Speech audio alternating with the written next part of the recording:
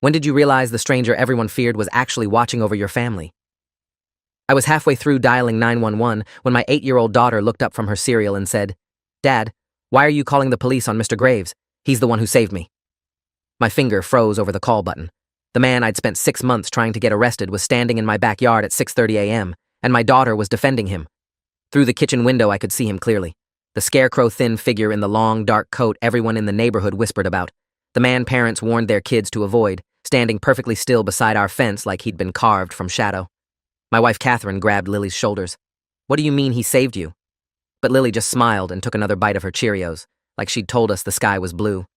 For 11 years, I'd been a risk assessment analyst for Bridgeport Insurance. My entire career was built on identifying threats, calculating probabilities, reading patterns in data that others missed. I knew how to spot danger, and everything about the man the neighborhood called Graves screamed danger. He'd appeared on Elm Street in late September, moving into the dilapidated Victorian at the end of our block that had been empty for 3 years. No moving truck, no family, no explanation. Just him, arriving one morning like fog. He was maybe 60, gaunt, with steel gray hair pulled back tight and eyes that seemed to absorb light rather than reflect it. He never spoke to anyone, never waved. He'd simply appear at odd hours, standing in his yard at midnight, sitting motionless on his porch at dawn, walking the perimeter of the block at dusk with his hands clasped behind his back like a prison guard on patrol. Within a week, every parent on the street had the same conversation with their kids: stay away from that house. I'd first noticed him watching our house in early October. I was leaving for work around 7:15 on a Wednesday morning when I caught him standing across the street, partially obscured by the Kowalski's oak tree, his gaze fixed on our front door. My stomach dropped. Catherine was still inside with Lily, getting her ready for school. I walked toward him, ready to confront him, but by the time I crossed the street, he'd vanished. Not walked away. Vanished. I checked behind trees, between houses. Nothing. When I mentioned it to our neighbor, Gerald Kowalski, he grimaced. "That guy? He gives everyone the creeps. My wife saw him in our backyard last week, just standing there at 2 a.m., staring at our kid's window. When she turned on the porch light, he was gone." Gerald worked as a prosecutor for the county. If he was worried, I should be terrified. The incidents escalated throughout October and November. I started documenting everything in a spiral notebook I kept in my car. October 9th, 6:45 p.m. Observed subject standing at the corner of Elm and Birch, facing our house for approximately 12 minutes. October 15th, 11:30 p.m. Subject visible in his upstairs window with binoculars pointed toward our property. October 23rd, 7:05 a.m. Subject followed our car for 3 blocks when I drove Lily to school. Each entry made my handwriting shakier. Catherine tried to rationalize it. "Maybe he's just lonely," she said. "Maybe he's got mental health issues." But I'd seen the way he moved. Deliberate, calculated, purposeful.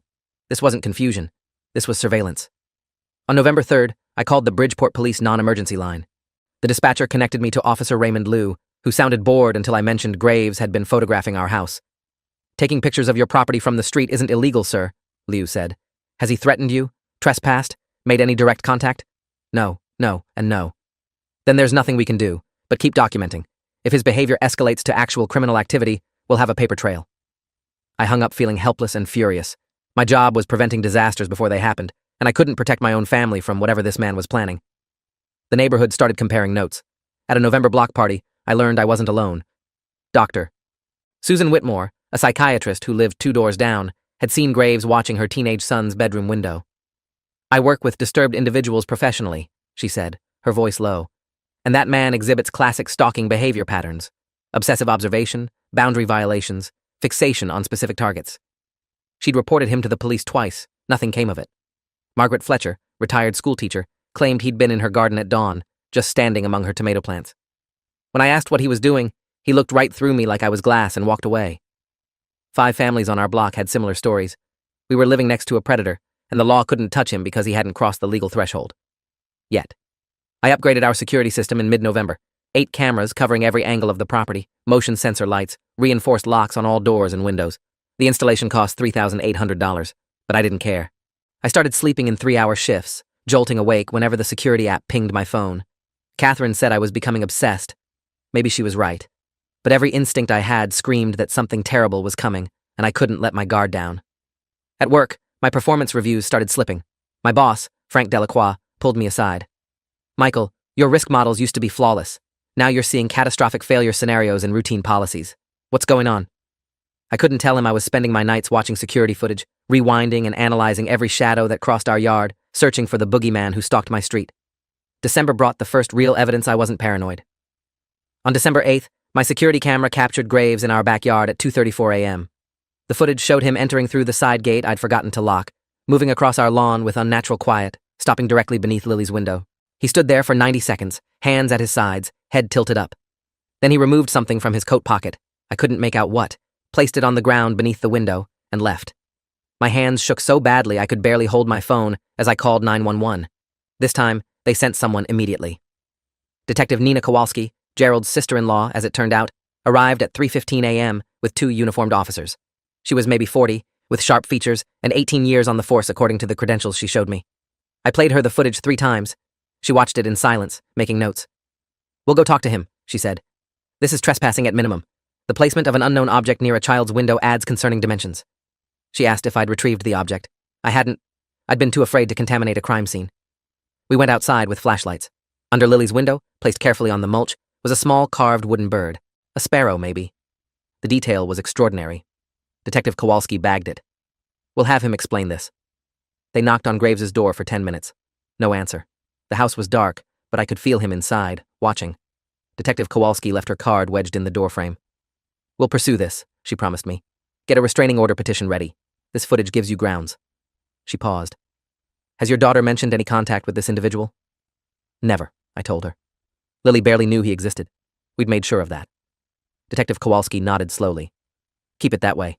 And Mr. Brennan, trust your instincts. They've clearly been right about this man." The restraining order hearing was scheduled for December 19th. I took the day off work, gathered my documentation, the notebook, security footage burned to a DVD, statements from neighbors, the carved bird in its evidence bag. The judge was Honorable Patricia Thornton, a stern woman in her 60s who'd seen everything. I presented my case methodically, the way I'd analyze risk scenarios at work, pattern of escalating behavior, multiple witnesses, criminal trespass with evidence of fixation on a minor. Judge Thornton reviewed everything carefully. Then she asked, "Is Mr. Graves here to contest this petition?" He wasn't. His absence felt like an admission. She granted a temporary order prohibiting him from coming within 300 feet of our property or family members. "This will remain in effect for 6 months," she said. "If he violates it, call the police immediately. He'll be arrested." I thought that would be the end of it. I was wrong. The restraining order seemed to make things worse. Now, when I saw him, and I still saw him, always at the edge of the 300-foot boundary, always watching, there was something different in his posture. Not retreat. Intent. Catherine found a dead rat on our porch on December 23rd. "Probably a cat," she said, but we both knew better. On Christmas Eve, someone slashed 2 of my tires while my car sat in the driveway. No witnesses, no footage. Whoever did it knew exactly where the camera blind spot was. On December 30th, Catherine's car window was shattered. Still no evidence linking it to Graves, but the escalation was obvious. He was making a point. Restraining orders were just paper. He could still reach us. I started taking Lily to school a different route every day, varying my departure time randomly. Catherine thought I was losing my mind. "Michael, you're scaring Lily with all this paranoia," she said. But Lily didn't seem scared. She seemed confused by my behavior, which somehow made it worse.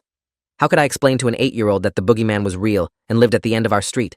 On January 5th, I hired a private investigator named Thomas Reeves, a former FBI analyst who specialized in stalking cases.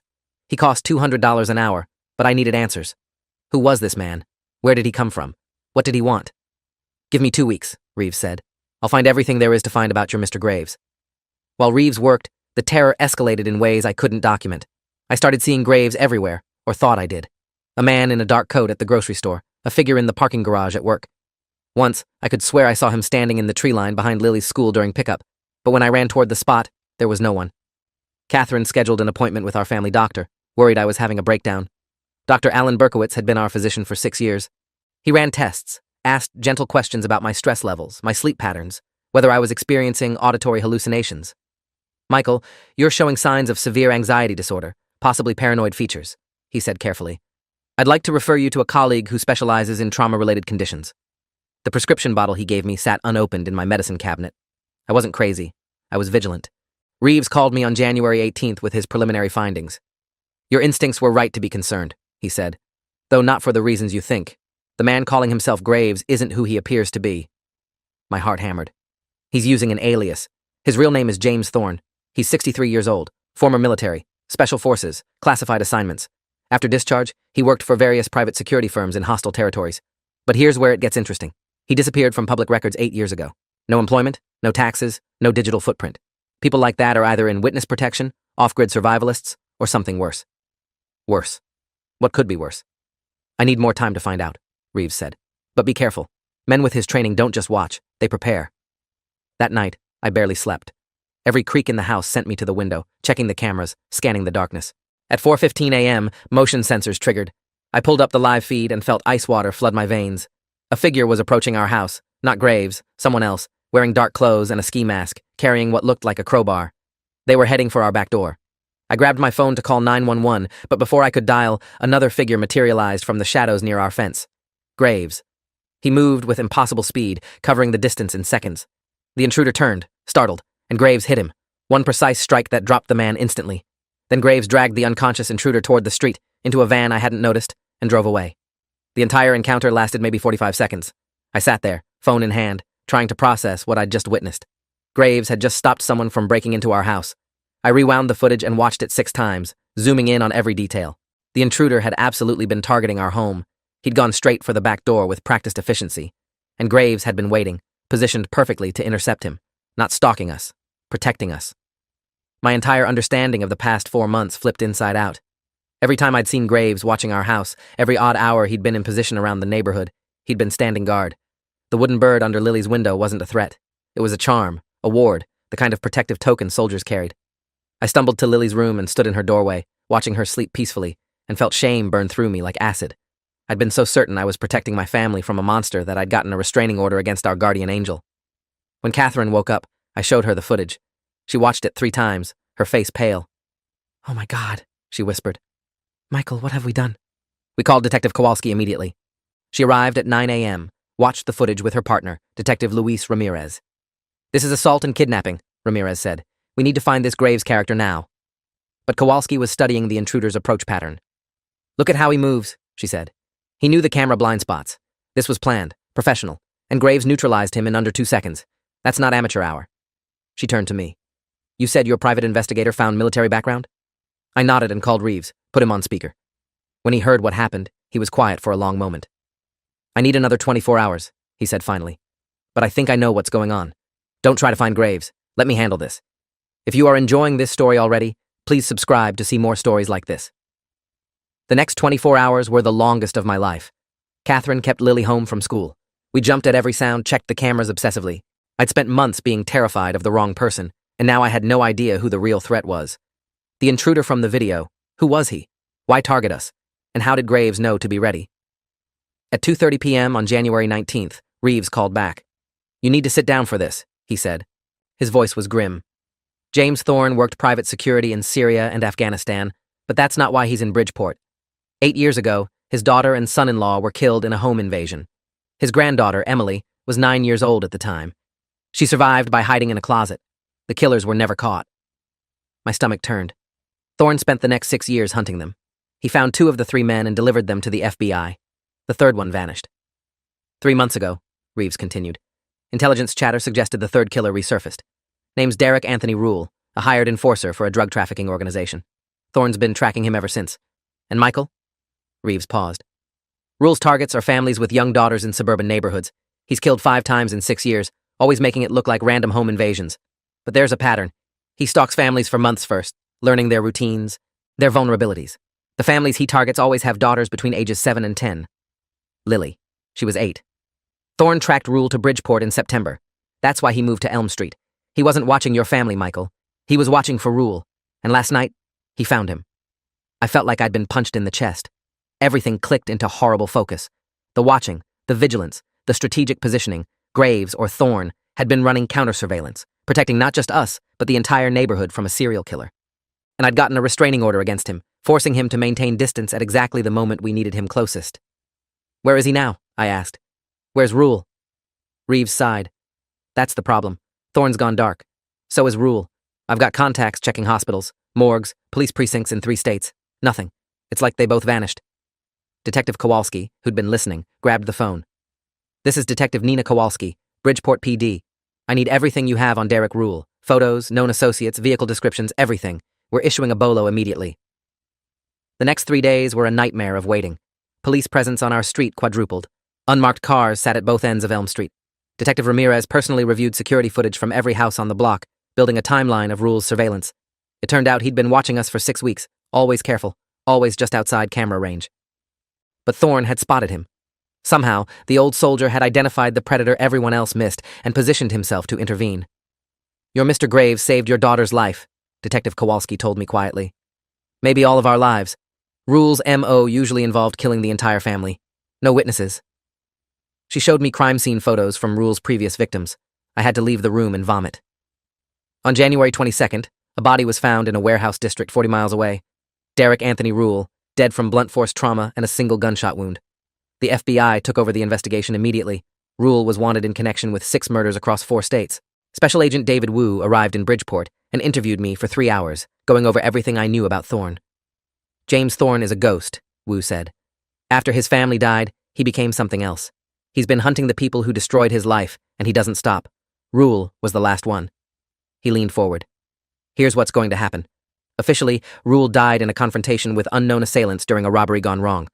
We'll find no evidence linking Thorne to the scene. He's too good for that. Unofficially, your family owes that man everything. He's been standing between you and a monster for 4 months." Agent Wu showed me photos from Rule's van. Inside, they'd found detailed surveillance notes on 7 families in Bridgeport, mine at the top of the list. Photos of Lily leaving for school, of Catherine shopping, of our daily routines. Floor plans of our house that Rule had somehow obtained. Equipment for a break-in, lockpicks, night vision goggles, restraints, and a hunting knife with an 8-inch blade. "He was going to hit your house within the week," Wu said. "We found a calendar. He'd marked January 25th. That's 3 days from now." The room spun. 3 days. We'd been 3 days away from becoming another statistic, another set of crime scene photos in someone else's investigation. And the man I'd feared, the man I'd gotten a restraining order against, had been the only thing standing in the way. Over the next week, the full picture emerged. Detective Kowalski worked with FBI to piece together Thorne's operation. He'd tracked Rule to Bridgeport through a network of informants and surveillance, identified potential target families based on Rule's pattern, and positioned himself on Elm Street because we were the highest risk profile. Thorne knew Rule was building to something, Kowalski explained. So he watched. Not you. He watched for Rule. Every time you saw him in an odd place at an odd hour, he was maintaining a security perimeter. The reason he seemed to be everywhere is because he was. He barely slept. He lived on coffee and vigilance. The other incidents I'd attributed to him, the dead rat, the slashed tires, the broken window, those were Rule's work, testing our responses, looking for weaknesses. Thorne had been trying to protect us from shadows I couldn't see. The carved wooden bird, bagged as evidence, came back from the FBI lab. It wasn't a threat. It was a warning system. Thorne had carved it himself and placed it beneath Lily's window as a marker. If it was disturbed or moved, he'd know someone had breached the perimeter. "It's an old Special Forces technique," Agent Wu explained. "You place tokens at key positions around a protected zone. They're small enough to be overlooked, but specific enough that you notice if they're disturbed. Your Mr. Thorne wasn't leaving threats. He was fortifying your home." I thought of all the times I'd checked the security cameras, obsessively reviewed footage, lost sleep over phantom threats. Meanwhile, a real killer was circling, and the only person who saw him was the man I'd spent months trying to remove from the neighborhood. I tried to find Thorne. The house at the end of Elm Street was empty, cleared of all personal belongings. The landlord, a property management company based in Hartford, said they'd never met the tenant. All correspondence had been through email and automatic payments. The identity used to sign the lease was fake, the references forged. He'd been a ghost living among us, and now he was gone. I drove to the house anyway, stood in the empty rooms where he'd planned his vigil. In the upstairs bedroom facing our street, I found a single item, a photograph tucked into the window frame. It showed a young girl, maybe 9 years old, with dark hair and a bright smile, standing between a couple I didn't recognize. On the back, in careful handwriting, Emily, age 9, never again. His granddaughter, the child he couldn't save. He'd been trying to save Lily because he'd failed to save Emily. Catherine found me crying in Thorne's empty house. She didn't say anything, just held me while I shook with the weight of how badly I'd misjudged everything. "We need to tell Lily," I finally said. Catherine nodded. That evening, we sat our daughter down and explained, in age-appropriate terms, that the man at the end of the street hadn't been scary. He'd been keeping her safe. Lily looked at us with those serious 8-year-old eyes and said, "I know, Daddy. I saw him one time when I couldn't sleep. He was in our yard and I got scared, but then he saw me in the window and he smiled. It was a sad smile, and he waved, just a little wave, and I knew he was okay." She'd known. Somehow, my daughter had understood what I couldn't see through my fear and paranoia. The restraining order was formally dismissed in February. Judge Thornton listened to the full story from Detective Kowalski and Agent Wu, reviewed the evidence, and quietly set aside her own ruling. Mr. Brennan, she said, the law exists to protect people from threats. Sometimes the law fails to see the difference between a threat and a protector until it's too late. In this case, you and your family are fortunate that Mr. Thorne didn't let a piece of paper stop him from doing what needed to be done. She looked at me directly. I hope you've learned that fear and caution, while understandable, are not the same as wisdom. You followed your instincts, but you were reading the wrong signs. Her words stung because they were true. The neighborhood learned the truth in pieces. The Bridgeport Journal ran a sanitized story about a fugitive being apprehended near Elm Street, but those of us who'd lived through it knew the real version. Gerald Kowalski, the prosecutor, apologized to me. I told you that guy was dangerous, he said. Turns out I was right, just about the wrong guy. Dr. Whitmore, the psychiatrist who'd diagnosed stalking patterns, was deeply shaken. I've spent 30 years studying human behavior, she said, and I completely misread this situation. I saw threat signaling where there was protective presence. It's humbling and terrifying. Margaret Fletcher, the retired teacher, planted a garden at the end of the block where Thorne's house stood. For the man who watched over us, she said simply. I spent weeks trying to process the guilt. Every time I'd seen Thorne watching our house, he'd been maintaining security. Every time I'd documented his suspicious behavior, he'd been tracking a serial killer through our neighborhood. When I'd gotten the restraining order, forcing him to keep 300 feet away, I'd created a vulnerability that nearly cost my family everything. The night Rule made his move was the night he thought he had the opening. Thorne was legally barred from close proximity. But Thorne had violated the order anyway, positioned himself in our yard, and stopped the killer. He'd risked arrest to save people who'd branded him a predator. The weight of that realization crushed me. My therapist, Dr. Ellen Vasquez, helped me understand that my response had been evolutionarily appropriate, a parent protecting his child from perceived danger. You saw the behaviors of someone conducting surveillance, she said, and you responded rationally to what appeared to be a threat. The problem is that surveillance can indicate either predation or protection, and without context, they look identical. You couldn't have known. But I should have known, I insisted. I'm trained to assess risk, to see patterns, to identify real threats. How did I miss a serial killer while persecuting the man trying to stop him? Because, Doctor, Vasquez said gently. Rule was hiding in plain sight, designed to be invisible. Thorne was visible because he wanted any real threat to see him and be deterred. You focused on the obvious presence and missed the camouflage danger. It's a common cognitive error. Work became difficult. Frank Delacroix, my boss, knew the broad strokes of what had happened. He gave me 2 weeks off, but when I came back, I couldn't focus on risk assessment models anymore. Every scenario looked wrong. Every probability calculation felt suspect. If I could misjudge a life-or-death situation in my own neighborhood, how could I trust my professional judgment? Frank eventually moved me to a different department, less analytical, more administrative. It was a demotion in everything but title. Catherine went back to teaching 3rd grade, but she jumped at shadows for months. Our security system, which I'd installed to protect us from Thorne, stayed active. But now I understood that technology alone couldn't save us. Human judgment, wisdom, and sometimes the intervention of someone willing to stand in the gap made the difference. Lily seemed least affected, which was both reassuring and strange. She drew pictures of the quiet man who kept monsters away and left them on our front porch, as if Thorne might come back and find them. Catherine wanted to throw them away, too morbid for a child, but I kept them. They were proof that sometimes children see truth more clearly than adults. In one drawing, Lily had sketched our house with a dark figure standing guard under the stars, and a wolf lurking at the edge of the frame. The figure held a sword made of light. Under the drawing, in her careful handwriting, "Thank you for being brave." I framed it and hung it in my office, a reminder of the man I'd wronged and the daughter he'd saved. In March, I received a letter with no return address. Inside was a single sheet of paper with a handwritten note. "Mr. Brennan, you were right to protect your family. Never apologize for that instinct. I'm sorry I frightened you. I'm not good at being seen. But your daughter is safe, and that's all that matters. The world has enough monsters. We need more fathers willing to fight them, even when they're shadowboxing the wrong enemy. Take care of Lily. She has your courage and her mother's wisdom. She'll be extraordinary. JT." I read it 10 times, folded it carefully, and put it in my safe. It was the only communication I'd ever received from James Thorne, and it was an absolution I didn't deserve but desperately needed. Detective Kowalski closed her investigation in April. The official report stated that Derek Rule had been killed by unknown assailants during a criminal enterprise, and the case was handed to the FBI for further investigation into his network. Thorne was never mentioned in the documentation. "Officially, he doesn't exist," Kowalski told me. "Unofficially, he's a ghost who saves families from predators the system can't catch. There are others like him out there, I've learned. People who've lost everything and decided that if they can't have justice for themselves, they'll provide it for others. The law doesn't know how to handle people like that." She paused. "But I'm glad he was here when you needed him, even if you didn't know you needed him." Summer came. Elm Street returned to normal. Kids riding bikes, neighbors barbecuing, the rhythm of suburban life resuming. The Victorian house at the end of the block was rented by a young couple with a toddler. They painted it cheerful yellow and planted flowers. I watched them move in and felt a pang of loss for the silent sentinel who'd once occupied that space. Catherine found me staring at the house one evening. "Do you think he's doing this somewhere else?" she asked. "Watching over some other family?" I thought about it. "I hope so," I said. "Someone needs to." Lily finished 3rd grade. At her end-of-year program, she wrote an essay about heroes. While other kids wrote about firefighters and doctors, Lily wrote about the people who protect us from things we don't know about. Her teacher called it creative and imaginative. Catherine and I knew better. Our daughter understood that the scariest-looking person in the room might be the one standing between you and real monsters. She'd learned that lesson at 8 years old, a lesson it took me 42 years, and almost losing everything to understand. On Lily's 9th birthday in August, a package arrived with no return address. Inside was a wooden carving, more elaborate than the sparrow, a phoenix rising from flames, its wings spread wide. The detail was extraordinary, every feather individually carved. Tucked underneath was a note. "For Emily, who rises. Stay brave. A friend."